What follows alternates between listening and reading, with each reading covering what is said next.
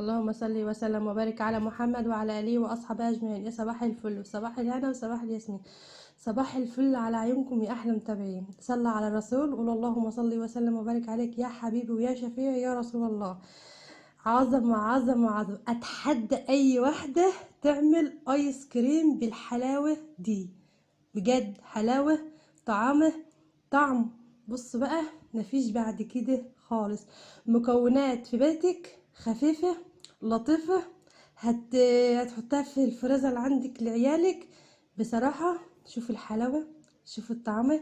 استاهل شير ولايك، واستاهل كمان تفعلي الجرس، واستاهل كمان تعملي متابعة للقناة. بص بقى يا جماعة، بص الحلاوة دي بقى. مفيش، بص يعني انا مش لاقية كلام اقوله من الحلاوة دي. بجد بجد بجد، والله العيال اصلا يعني من حلاوته مش صابرين لما حتى اصور. يلا نبدأ المكونات بتاعتنا. في 10 دقايق، 10 دقايق والله، في 10 دقايق وفي الخلاط اهو. معايا كوباية من الحليب، معايا 3 معالق سكر، بس سكر مطحون. معايا كريم شانتيه. بس لا، مش بس الطعم، هنحط الطعم. اي طعم انت حباه. انا حطيت طعم الفراولة. بص بقى جميل. دي فضلت تضربي كده في الخلاط على طول لما يبقى ناعم معاك خالص خالص. كل حاجة متلجة. آه اللبن متلج. بتاع الفراولة متلجة. كل حاجة متلجة يا جماعة اهو. عندك علبة هتحط فيها اهو. شفت بقى، شفت الحلاوة يا جماعة؟ استاهل لايك ولا لا يا جماعة؟ يا جماعة شجعوني، ايه الحلاوة دي؟ فيه مكون تاني. بص بقى، طعم تحفة يا جماعة، والله طعم تحفة تحفة تحفة. معايا المكون التاني زي الاولاني بالظبط، بس الاولاني الفراولة خدت مني كوباية حليب. المانجا خدت مني كوباية ونص. كوباية ونص من الحليب عشان ما اكذبش عليك، كوباية ونص من الحليب. وكريم شانتيه. تلات 4 معالق، 3 او 4 حسب رغبتك. انا حطيت بصراحة 4 معالق اهو. تضربيه خالص ناعم ناعم يا جماعة. شوفوا.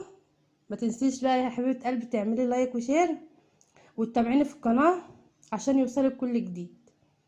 ايه رأيكم؟ ايه رأيكم؟ في الخلاط وفي 10 دقايق اهو.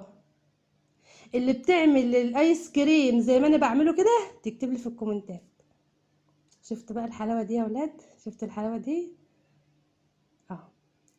بصراحة يا جماعة انا حطيته في الفريزر، الكهرباء قطعت.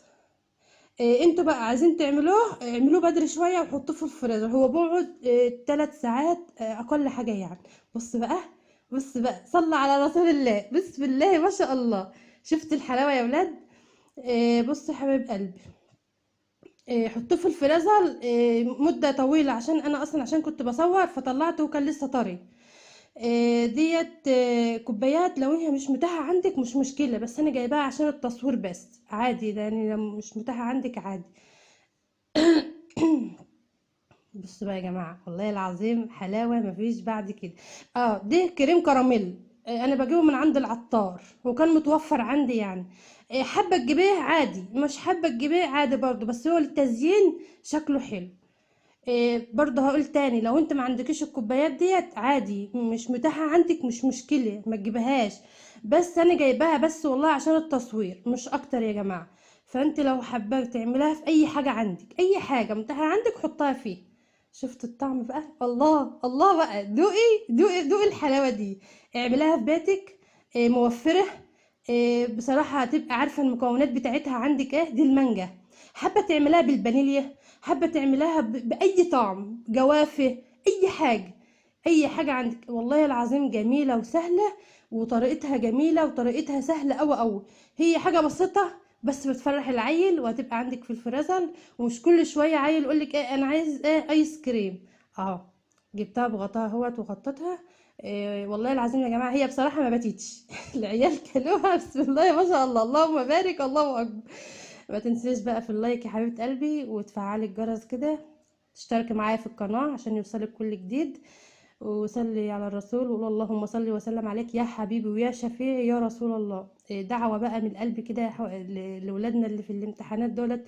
ربنا يا رب ينجحهم يا رب، ربنا معاهم بجد والله، ربنا معاهم. الامتحانات السنة دي صعبة. يلا مع